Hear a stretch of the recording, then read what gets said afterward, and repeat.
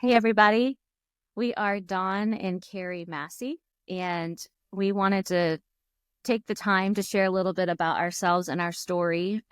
We're starting this podcast because after 20 years, just about almost 20 years of marriage, we just really felt like there's things that we want to share. There's things that we want to impart, that things that have helped us in our marriage, things that have helped us on our journey. We're not perfect, but we do believe that through faith, intentionality, and connection, that you can thrive as a married couple. And so we wanted to come on today and just tell you a little bit about ourselves and our story and our family. So I'm going to let Dawn start out. Well, I'll tell you a little bit about our family, and then we'll kind of step into kind of how we met. So Carrie and I have been super blessed and highly favored, and we have four beautiful children. Ashlyn, Alexis, Olivia, and Noah. We're also, we have a little hobby farm, and we got a couple goats, Gideon and Milkshake. And we also have 6 chickens and a couple dogs. Lila, our yellow lab, I call her Big Yellow. And we also have our mini Australian. Her name is Sky, and she's amazing. And so that's our family at the house. And I'll tell you a little bit about how we met. So 20 years ago, a little over 20 years ago now, we met on a blind date. So our really good friends at the time, and still really good friends to this day, were dating. And John and Danielle Lawyer, shout out to them. Thank you again for introducing me to Carrie. So 20 years ago, it was a blind date, and we ended up going to a putt-putt place to go play golf. And this is in Orlando, Florida. And what a great day it was. What a great, just everything was perfect, right? We had a Red Lobster. It was, No. no, was it Red Lobster? No. Olive Garden? Yeah. Oh, okay, Olive Garden. I always get the two. Should have reviewed this. Yeah, whatever. It was one of those cool spots, right? So it was Olive Garden. Yes, I remember the breadsticks. And anyway, what's great about this is that, we had dinner, we had putt-putt. It was a great time. But thank God, and to this day, I thank God every day that she's blind, because that was the start of everything. The blind date is what set it all up, and super, super thankful that God brought me to her and her to me, and so we'll talk a little bit about that throughout, our show. Well, I have to say that when Danielle said, "Hey, John and I were talking, and his best friend, you guys work together. We think that you guys should meet, and we want you guys to go on a date." And I said, "Well, I am not going on a blind date, like me and a guy by myself. Like, I'm just not doing it. I don't care who he is. I was not comfortable just going on a random date with some random guy. I mean, I am this introvert." So I said, "I will meet him on the condition that you guys come with us and we make it a double date." So that's what we did. It was the 4 of us at dinner and the 4 of us at putt-putt, the 4 of us in Don's blue Dodge truck all evening running around Kissimmee in Orlando, Florida. And that's where we met. And I remember it was so funny because, you go on this date with somebody and you meet them and you think, "Oh, I like them. Will they call me? Will they won't call me?" And at the end of the night, Don said to me, he said, "Look, I want to tell you something." He said, "I am leaving tomorrow morning and I am going on a cruise, and I will be out to sea for 4 days." And he said, "I want you to know that I'm going to call you, but I'm going to be on a ship for the next 4 days. So if you don't hear from me, that is why." And he said, "But I will call you when I get back." And I said, "Okay." So we, gave him my number. And sure enough, 4 days later, I get a phone call and it's Dawn. And the funny thing is he had not even gotten off the ship yet. He was still at the dock. And remember, he called me and said, "Hey, the ship just docked and I wanted to call you right away." And Yeah. wanted to know if I would go out with him again. And I said yes. Yeah, absolutely. And you can't, when you meet somebody as amazing as Carrie, you can't wait to call them, right? So I was so excited to call her. So I'm glad it worked out. 20 years later, I think that was a great call. Very, very fortunate. Yeah. So we courted. So that was in October of 2024. No, You passed the test. It was 24. no, Oh, not 25 is the 2004. 2004, not Yeah. 24. You said 24? I did. Yeah, 2000. 2004. Yeah, she passed the test. So 2004, at least I knew where we had dinner. So I'll never live that down. 2004. It's funny because we talk about it all the time. I know. I don't know where I got Red Lobster. I'm thinking maybe I want some cheddar biscuits right now. Maybe that's what's on my mind. So, 2004, that was in October. And I remember we got to know each other, the next several months, but not for very long. I think very early on, we both felt this just strong connection and just really I felt just very extremely comfortable around you and didn't feel like I had to, put on a show or pretend to be something I wasn't. And I was just myself. And I felt like that you were that too. And I think that's really important for people if you're not married and you are, trying to find your spouse, is you have to be yourself. I mean, obviously you don't want to show up in a messy bun and haven't brushed your hair in a week and, your worst self, but you want to be authentic. If you don't feel like you can be 100% yourself around that person and that they're not being 100% themselves around you, you're really not getting to know the real them. So I feel like we got to know the real each other quickly. And so January, Don proposed. So that was 4 months after our first date, 4 months after our blind date, Don proposed. 2.5 months. Okay. So November, December, 2.5 months. You're right. And I don't remember the date. And I don't think she remembers the date. I don't remember the date. I have no idea. I know where we went. You have that right. Because I planned it. Do not remember the date in January and where I officially got engaged. We got engaged at Arthur's 27. Yep. He took me to dinner at this restaurant at downtown Disney Springs in Orlando and popped the question.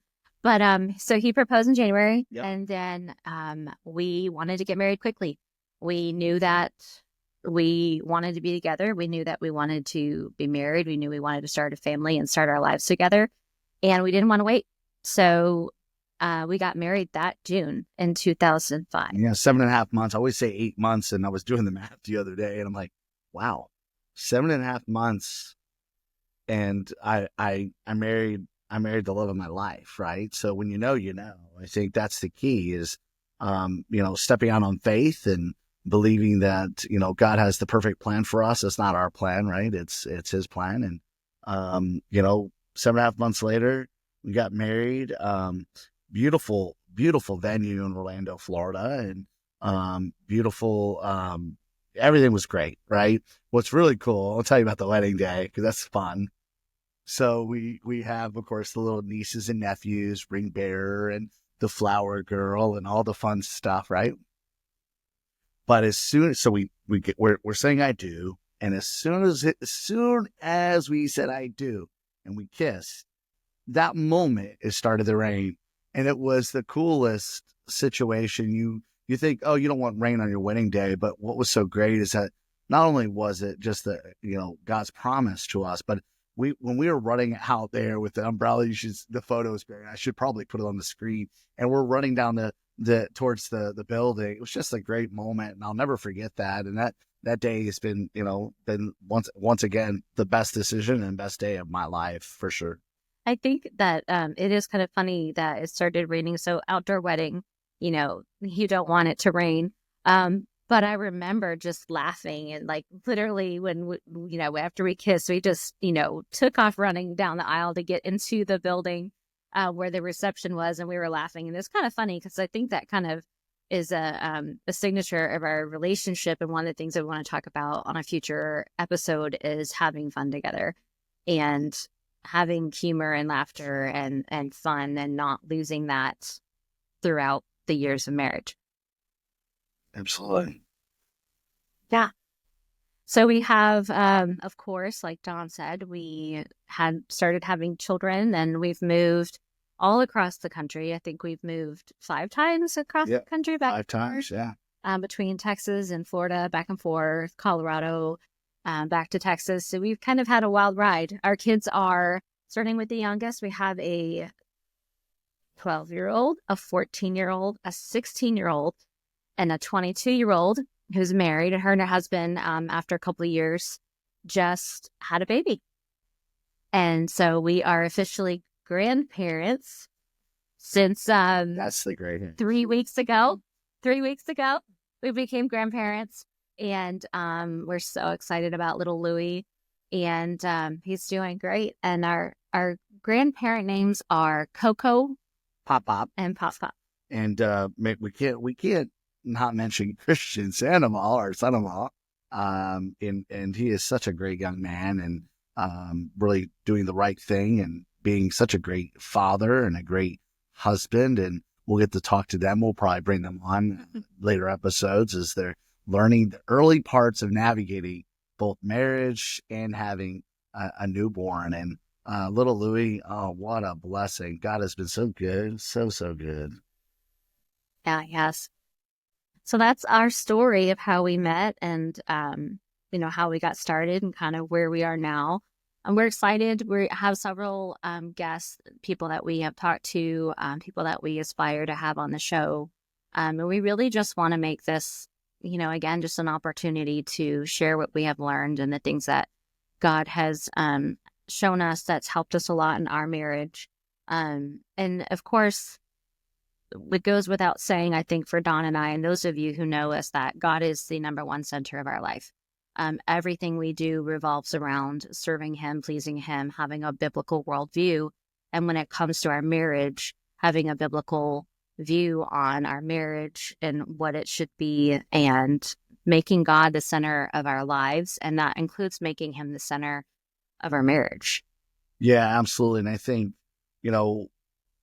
one of the things, we'll talk about, and will be a pretty consistent theme, in order for you to have what we describe as a great marriage, and everybody, what that looks like for each individual is a little different probably.